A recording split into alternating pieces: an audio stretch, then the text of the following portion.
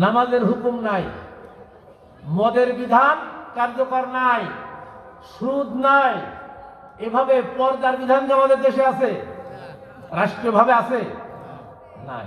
এভাবে যদি একটার পর একটা আপনাদের সামনে আমি বর্ণনা করি, একটা কোরআনের আইনও বাংলার জমিনে কায়েম, এটা অলরেডি শয়তান কেটে ফেলে দিয়েছে। ইসলামী শাসন ব্যবস্থা কি করে ফেলেছে? শয়তান কেটে ফেলেছে। আল্লাহ নবী বললেন, সর্বপ্রথম ইসলাম বিরোধী শক্তি যেটা কেটে ফেলবে সেটা হচ্ছে ইসলামের সবচাইতে সৌন্দর্য কোরআনের শাসন ব্যবস্থা। কারণ কোরআন থেকে যখন শাসন করা হয়, কোরআন থেকে যখন রাষ্ট্র পরিচালনা করা হয়, ওই ইনসাফপূর্ণ রাষ্ট্র হয়। ওই রাষ্ট্রে কেউ কারোর অধিকার হরণ করতে পারে না, কেউ কারোর বিরুদ্ধে জোর জবরদস্তি করতে পারে না। জোরে বলেন ঠিক কিনা? ওটা আগেই তো শেষ করা হয়েছে। আল্লাহ নবী বললেন, এই কর্তনকৃত রশি একটার পর একটা ইসলামের হুকুমকে কেটে ফেলবে, ইসলামের বিধানকে তারা শেষ করে ফেলবে। সর্বশেষ যেই ইসলামের হুকুমটা তারা নষ্ট করে ফেলবে সেটা হচ্ছে নামাজ। সেটা কি? নামাজ। এখন কোন রকম টিম টিম করে চলে মসজিদগুলোতে। ফজরের সময় কোন কোন মসজিদ আছে ইমাম আছে, মুয়াজ্জিন আছে, আর একজন আছে কি নাই? এরকম মসজিদ আমাদের দেশে আছে না নাই? আছে। আবার কোন কোন মসজিদে একটু বেশি হয়। এখন নামাজ ছাড়া তো জান্নাতে যাওয়া যাবে নাকি?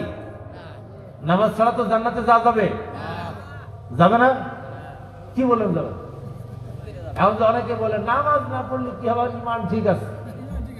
এরকম মুসলমান আছে না নাই? নামাজ পড়লে তাতে কি আছে?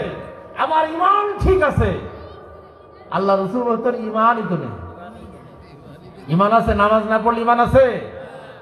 আল্লাহ রাসূল বলেছেন, সহিহ বুখারীর হাদিস, বাইনাল আবদি ওয়া বাইনাল কুফরি তারকুস সালাহ। আল্লাহর বান্দা এবং কাফের এই দুয়ের মধ্যে পার্থক্য হচ্ছে নামাজ। যে নামাজ আদায় করে 5 ওয়াক্ত সে মুমিন, সে মুসলমান। যে নামাজ আদায় করে সে কাফের হয়ে গেল। কাফের খোঁজার জন্য কি সৌদি আরবে যাওয়া লাগবে নাকি ইন্ডিয়ায় যাওয়া লাগবে? ইন্ডিয়ায় যাওয়া লাগবে। বাংলাদেশে কাফের, আপনার ঘরের মধ্যে কাফের আছে।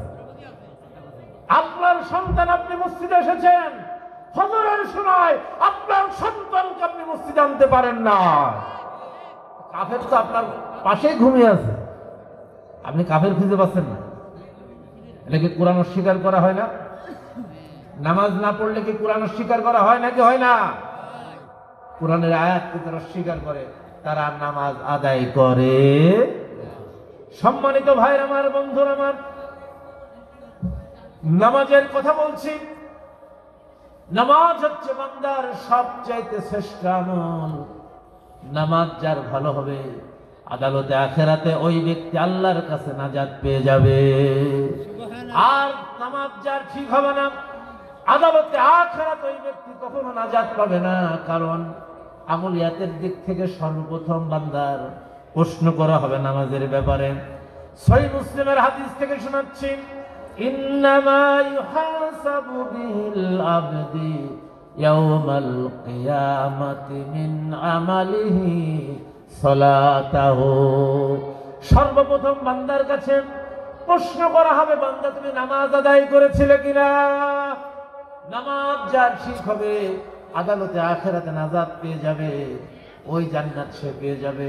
আর নামাজ যার ঠিক হবে না, তার কখনোই আল্লাহর জান্নাত হবে না। তাহলে নামাজ পড়ার দরকার আছে না নাই? কি বলেন, দরকার আছে না নাই? রাসূলুল্লাহ সাল্লাল্লাহু আলাইহি ওয়াসাল্লাম বলেছেন, মান তারাকা সালাতান মুতাগাম্মিদান ফাকাদ কাফারা। যে ব্যক্তি ইচ্ছা করে নামাজ ছেড়ে দিল, আল্লাহ নবী বললেন ওই ব্যক্তি কাফের হয়ে গেল। আর যারা ফজর ছেড়ে দিল, এশা ছেড়ে দিল ইচ্ছা করে, আল্লাহ রাসূল বললেন ওই ব্যক্তি মুনাফিক হয়ে গেল। কি হয়ে গেল? বলেন কি হয়ে গেল? মুনাফিক হয়ে গেল। মা আসকালা আলাল মুনাফিকিনা ফি সালাতিল ফজর ওয়া সালাতিল ইশা। আল্লাহ রাসূল বলেছেন মুনাফিকদের কাছে সবচেয়ে ভারী নামাজ, সবচেয়ে কষ্টের নামাজ হচ্ছে ফজরের নামাজ এবং ইশার নামাজ। মসজিদে নববীতে ফজরের সময় এবং ইশার সময় আল্লাহ নবী দায়িত্ব দিয়েছিলেন সাহাবীদেরকে, তোমরা নামটা লিখে রাখো। ইশার জামাতে কোন কোন সাহাবী আসে নাই, ফজরের জামাতে কোন কোন সাহাবী আসে নাই, তাদের নামটা লিখে রাখো। যাদের নাম লেখা হতো, যারা অনুপস্থিত থাকতো, আল্লাহ রাসূল বলতেন আমার এই সাহাবীরা হচ্ছে মুনাফিক। এখন এরকম মুনাফিক আমাদের দেশে নাই, আছে? আরে মুনাফিক কাফের হয়ে তো বসে আছে, মুনাফিকের সংখ্যা কম, কাফের এখন বেশি। এই হিসেবে ধরলে জোর বলে ঠিক কিনা? অথচ রাসূলুল্লাহ সাল্লাল্লাহু আলাইহি সাল্লাম জীবনের শেষ নামাজটাও তিনি জামাত আদায় করেছেন।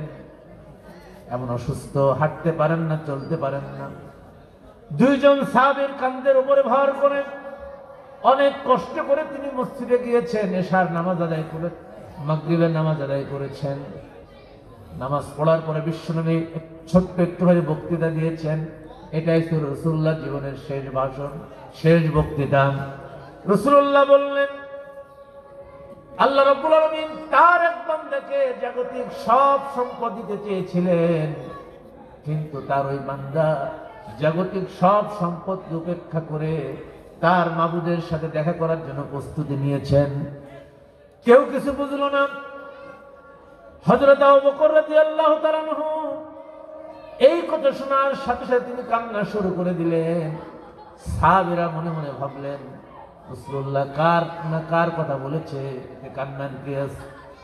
কিন্তু বয়বৃদ্ধ জ্ঞান বৃদ্ধ ইসলামের ত্রাণকর্তা আবু বকর রাদিয়াল্লাহু তাআলা আনহু বুঝতে পেরেছিলেন আল্লাহ রাব্বুল আলামিন এই পৃথিবীতে যাকে সব কিছু দিতে চেয়েছিলেন তিনি তো আর কেউ নয়, তিনি হচ্ছেন বিশ্বনবী মুহাম্মদুর রাসূলুল্লাহ সাল্লাল্লাহু আলাইহি ওয়াসাল্লাম। সেই নবী সব সম্পদ উপেক্ষা করে আল্লাহর দরবারে যাওয়ার জন্য প্রস্তুতি নিয়েছেন, আল্লাহর সাথে সাক্ষাতের প্রস্তুতি নিয়েছেন। তার মানে হচ্ছে আল্লাহ নবী বেশি দিন আর দুনিয়ায় থাকবেন না, আমরা নবী থেকে এতিম হয়ে যাব। রাসূলুল্লাহ আরেকটা কথা বললেন, আজকের থেকে মসজিদ নববীর সকলের জন্য সব দরজা বন্ধ হয়ে যাবে, কিন্তু আবু বকরের দরজাটা খোলা থাকবে। রাসূলুল্লাহ সাল্লাল্লাহু আলাইহি ওয়াসাল্লাম বাড়িতে চলে গেলেন। মসজিদ নববীর সাথে বিশ্বনবীর ঘর ছিল, যেখানে রাসূলুল্লাহ রোজা রাসূলুল্লাহকে কবরস্থ করা হয়েছে, ওটাই ছিল রাসূলুল্লাহর ঘর। ওর পাশেই ছিল মসজিদ নববী। এশার আযান হয়ে গেল, রাসূলুল্লাহ অসুস্থ হয়ে পড়লেন, প্রচন্ড জ্বর এলো, একবার জ্বর আসে আবার জ্বর ছেড়ে যায়। এশার আযান হয়ে গেল, সাহাবীরা অনেকক্ষণ রাসূলুল্লাহর জন্য অপেক্ষা করে হযরত আবু বকর ইমামতি নামাজ শুরু করে দিলেন। কিন্তু সাহাবীরা নামাজের মধ্যে কাঁদতে কাঁদতে তারা অস্থির হয়ে যাচ্ছেন। তাদের মনে ধারণা হয়েছে রাসূলুল্লাহর পিছনে নামাজ পড়া থেকে তারা মাহরুম হয়ে গেল।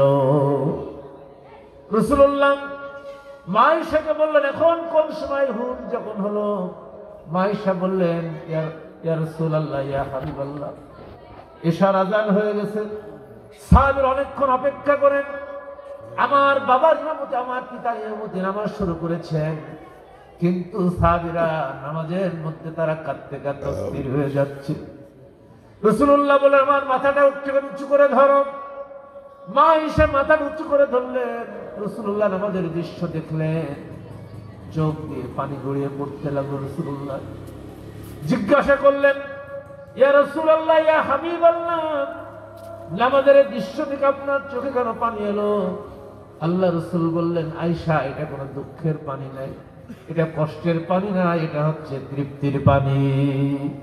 কারণ এই জামাত তুমি দেখছো, এই জামাত কায়েম করতে গিয়ে অসংখ্য সাহাবীর জীবন চলে গিয়েছে।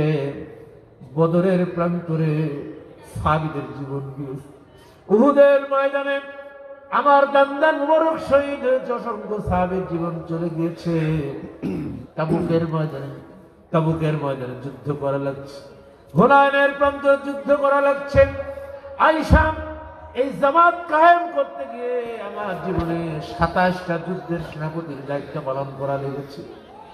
আমি এই দৃশ্য দেখার পরে আমার মনের মধ্যে একটা ভবিষ্যতের চিত্র ধরা পড়ে গেল। আমার কাছে মনে হলো যেন কিয়ামত পর্যন্ত যারা আমার উম্মত থাকবে, যারা আমার উম্মত, আমার কোরআনকে যারা, আল্লাহর কোরআনকে যারা মেনে নেবে, আমার সুন্নাহকে যারা মেনে নেবে, তারা এইভাবে করে জামাতের সাথে নামাজ আদায় করবে। সম্মানিত ভাইরা, এজন্য রাসূলুল্লাহ আমাদের মাঝে নাই, কিন্তু রাসূলুল্লাহর জামাত আমাদের মাঝে আছে না নাই? জোরে বলেন, আছে না নাই? এজন্য আমাদের আজকে প্রতিজ্ঞা করতে হবে, জীবন যতদিন আছে ততদিন পর্যন্ত আমরা নামাজ ছেড়ে দেব না। কে কে ওয়াদা করতে পারলে একটু হাত তুলে দেখা। আলহামদুলিল্লাহ, হাত সম্মানিত